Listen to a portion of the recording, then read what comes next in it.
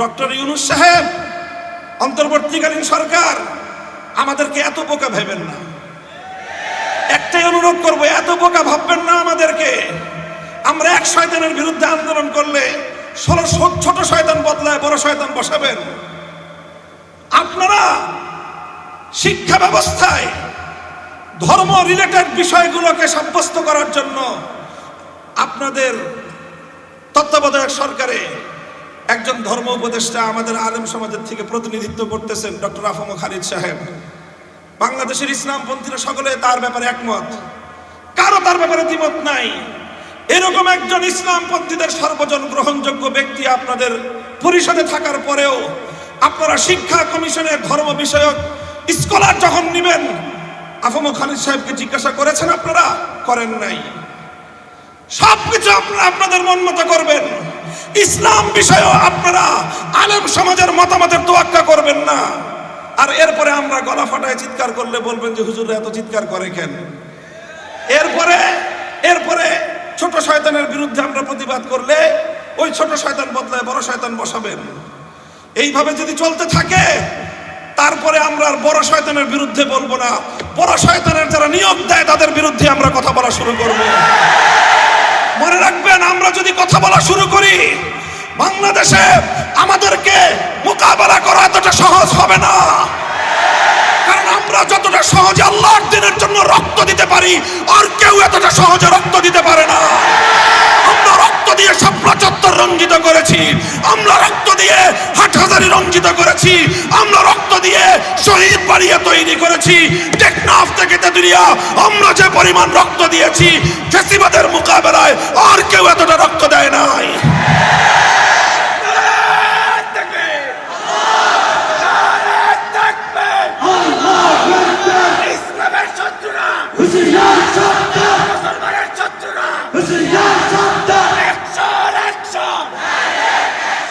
ইসলাম কেন্দ্রিক সমস্যাগুলো সমাধানের জন্য যদি রক্ত দেওয়াই হয় একমাত্র পথ, মনে রাখবেন আমাদের কাছে এত রক্ত আছে, রক্ত নিয়ে আপনাদের পিপাসা নিবারণ হবে না। আমরা বহু রক্ত দিতে পারবো, আপনারা সে রক্ত পান করে শেষ করতে পারবেন না। আমার নবীর ইজ্জত, ইসলামের গৌরব, ইসলামের মর্যাদা আমাদের কাছে এতটাই মূল্যবান, আমি এবং আমার সন্তানরা সহ আমরা রক্ত দিতে প্রস্তুত, ইসলামের প্রশ্নে আপোষ করতে প্রস্তুত না।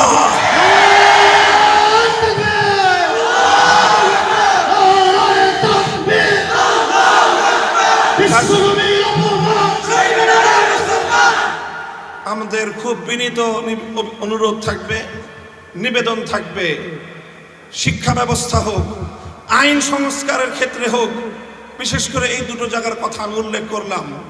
শিক্ষা কমিশন এবং আইন সংস্কার কমিশন, আপনারা যাই করবেন, ইসলামের নামে ইসলামিক স্কলার হিসেবে একজন ব্যক্তিকে আপনারা সেখানে সিলেক্ট করবেন যে লোকটা নবীর হাদিস অস্বীকারী। এই ধরনের তামাশা আমাদের সাথে করবেন? আপনারা কি মনে করতেছেন যে তামাশা করে আমাদেরকে আপনারা লাজবাব করে দিবেন? মনে রেখেন, আমাদের পিঠ যদি দেয়ালে ঠেকে যায়, তখন আমরা যে প্রতিক্রিয়া দেখাবো, ওই প্রতিক্রিয়া সামাল দেওয়ার শক্তি না বাংলাদেশের আছে, না ভারতের আছে, না আমেরিকার আছে।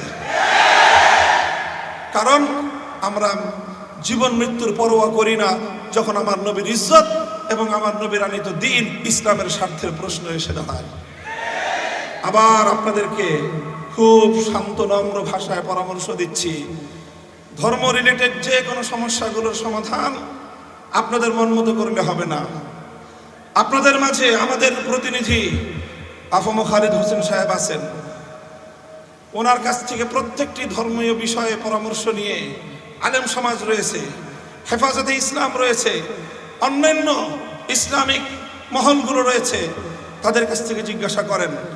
আহলে হাদিসরা আছেন, এদেশে সুন্নিরা আছেন, দেওবন্দিরা আছেন, আমরা সকলেই ইসলামের মৌলিক প্রশ্নে কিন্তু একমত। এই অজুহাত দেখাতে পারবেন না যে হুজুর এই তো 14 রকম কথা বলে। হাদিস ইনকারের বিষয়ে আমাদের সকলের বক্তব্য এক। আপনারা যে আইনগুলো সংস্কার করেছেন, সেই আইনগুলো সংস্কারের প্রস্তাবনার বিরুদ্ধে সমস্ত হুজুররা একমত। কাজেই খুব বিনীত অনুরোধ করে বলতেছি, আমরা অনেক দিন ধরে আন্দোলন করে জেল খেটে রক্ত দিয়ে ক্লান্ত, আমাদেরকে খুব তাড়াতাড়ি আবার মাঠে নামতে বাধ্য করেন না। আপনারাও ভালো থাকেন, আমাদেরকেও কিছুদিন বিশ্রাম নিতে দেন। যদি আমাদেরকে বিশ্রাম দিতে আপনাদের খুব খারাপ লাগে, তাহলে ইনশাআল্লাহ শাপলা চত্বরে আমি আপনাদেরকে দাওয়াত দিয়ে রাখবো। করবার কোনো সুযোগ থাকবে না। পুঁজিবাদী দেশগুলোর কর্ণধাররাও মুসলমানদের কাছে জবাবদিহিতার কাঠগড়ায় দাঁড়িয়ে যেতে বাধ্য হবে। এজন্যই তারা রাসূল সাল্লাল্লাহু আলাইহি ওয়াসাল্লামের সিরাতকে মুসলিম সমাজ থেকেও বিদায় করে দেওয়ার সব ধরনের আয়োজন করছে। এই পরিপ্রেক্ষিতে আমাদের ঐতিহাসিক দায়িত্ব এবং কর্তব্য এসে দাঁড়ায় যে আমরাও তারা যেটা চাচ্ছে তাদের প্রতি কোনো ধরনের ভয় ভীতি আমাদের অন্তরের মধ্যে রাখা চলবে না। পশ্চিমা সভ্যতা, ইউরোপ এবং আমেরিকার যে ভীতি এবং তাদের যে রব, তাদের প্রতি যে একটি আমাদের অন্তরের মধ্যে একটি হীনমন্যতা রয়েছে, মুসলিম জাতিকে আজকে এই হীনমন্যতা থেকে বেরিয়ে আসতে হবে। তাকিয়ে দেখো, আমাদেরকে অনেকে বলে যে আপনাদের কাছে আজকের আধুনিক এই পৃথিবীতে আপনাদের কাছে বাস্তবায়ন করার মতো কি অর্থ ব্যবস্থা আছে? এতদিন পর্যন্ত আমরা তাত্ত্বিক কথা বলতাম, এখন বলবো তাকায় দেখো, ইমারতে ইসলামিয়া মোল্লারা পরিচালনা করছে, দেওবন্দি উলামায়ে কেরাম পরিচালনা করছে। সেখানকার এই মাদ্রাসার হুজুর এবং শিক্ষকরাই ইমারতে ইসলামিয়ার টপ টু বটম গোটা প্রশাসন সবকিছু তারা পরিচালনা করছে। তোমাদের মতো এত ডক্টর সেখানে নাই। তাকায় দেখো আজকে তোমার বাংলাদেশের, আমি ডক্টর ইউনূস সাহেবকে অ্যাড্রেস করে বলি, আপনার বাংলাদেশের অর্থনীতির গতি দেখেন, প্রবৃদ্ধির তুলনা করেন ইমারতে ইসলামিয়ার অর্থ ব্যবস্থার সঙ্গে, মাথা হেট হয়ে আসবে, লজ্জায় মাথা নিচু হয়ে আসবে আপনাদের। আজ ইমারতে ইসলামিয়া সারা পৃথিবীতে অর্থনৈতিক প্রবৃদ্ধির রোল মডেল হিসেবে সারা দুনিয়ার সামনে আদর্শ স্থাপন করেছে, এবং এটা হয়েছে শুধুমাত্র মুহাম্মদ আরবি সাল্লাল্লাহু আলাইহি ওয়াসাল্লাম প্রণীত অর্থনীতির নীতিগুলো অনুসরণ করার বদৌলতে। এবং এটা সম্ভব হয়েছে মোল্লাদের মাধ্যমেই, আলেম সমাজের মাধ্যমেই, যারা মাদ্রাসা পড়ুয়া তাদের মাধ্যমেই। হীনমন্যতার কোনো কারণ নাই। সেই দিন আসছে, সেই দিন আসছে, এই যে ভারত আমার নবীকে নিয়ে দুদিন পর পর ইজ্জত নিয়ে নবীর উপরে কটাক্ষ করে তারা যে আগুন নিয়ে খেলছে, যে আগুন নিয়ে খেলছে, এই নূপুর শর্মার এই অপকর্ম শেষ হবার আগেই রামজি মহারাজ এবং নীতিশ নারায়ণ রানে তারা এভাবে একের পর এক আল্লাহর নবীকে কটাক্ষ করে আসলে মূলত তারা ভারতবর্ষ জুড়ে যুদ্ধের দামামা বাজাতে চায়। ওরা আমাদেরকে উস্কানি দিচ্ছে, যদি মুসলমান তোমরা তোমাদের নবীকে ভালোবেসে থাকো তাহলে আসো, তোমাদের সঙ্গে আমরা যুদ্ধ করব, তোমাদের সঙ্গে আমরা লড়াই করব।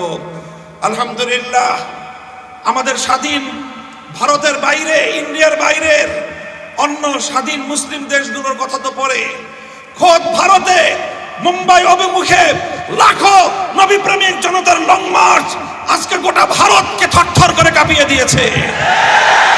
আমরা ভারতের মুসলমানদেরকে অভয় দিতে চাই, তাদেরকে সহমর্মিতা জানিয়ে বলতে চাই, যদি নরেন্দ্র মোদীরা হিন্দুত্ববাদ প্রতিষ্ঠার জন্য আমার নবীকে বারবার আঘাত করতে চায়, আমরা এই উপমহাদেশের প্রায় 100 কোটি মুসলমান ভারতকে খান করার জন্য যা করতে হয় তাই করব আমরা।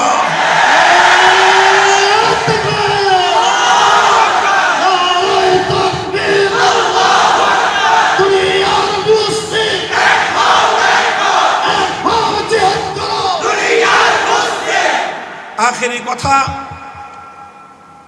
আমাদের অন্তর্বর্তীকালীন সরকারের উপদেষ্টাদেরকে বলি, দেখেন একটা আমি স্মৃতিচারণ করি অতীতের এক সময়ের। বিরোধী দল আন্দোলন করতেছে, বিরোধী দল একটা ইস্যু নিয়ে আন্দোলন করতেছিল। কি ইস্যু? এই যে এই নির্বাচন কমিশনার, প্রধান নির্বাচন কমিশনারকে আমরা মানি না, নাম ছিল তার আব্দুল আজিজ কমিশন মানি না। সরকার বলল ঠিক আছে, আজিজ কমিশনার মানো না, তাহলে বদলাই দিই আমরা। বদলাই দিল আরেকটা প্রধান নির্বাচন কমিশনার নাম হলো মাহফুজ। ও আসলো যখন বিরোধী দল দেখলো এটা তো আরো বড় তাদের জন্য সমস্যা। যখন সরকারে থাকে তখন বিরোধী দলকে বিরোধী মতের সংগ্রাম এবং আন্দোলনগুলোকে দমন করার জন্য এই ধরনের অপকৌশল অনেকেই আশ্রয় নেয়। যে প্রথম দেয় ছোট শয়তান, ছোট শয়তানের বিরুদ্ধে প্রতিবাদ করলে কয় ঠিক আছে বদলায় দিলাম, বদলায় বসায় বড় শয়তানকে।